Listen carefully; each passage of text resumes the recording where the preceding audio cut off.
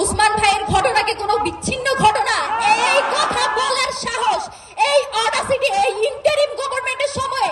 একজন ইসি কিভাবে পায়? আমরা সারা জীবন উসমান ভাইকে পেছন থেকে সাহায্য করেছি, পাশে থেকেছি, কিন্তু সব সময় আমাদের শক্তির জায়গা, আমাদের যে সাহসের জায়গা, সেটা সব সময় উসমান ভাই ছিল, উসমান ভাই আছে, উসমান ভাই থাকবে। আমাদের আজকে এখানে এসে যখন আমরা কথা বলছি, আপনাদের কাছে আমি একটা প্রশ্ন রেখে যেতে চাই, উসমান ভাইয়ের ঘটনাকে কোনো বিচ্ছিন্ন ঘটনা এই কথা বলার সাহস, এই অডাসিটি এই ইন্টারিম গভর্নমেন্ট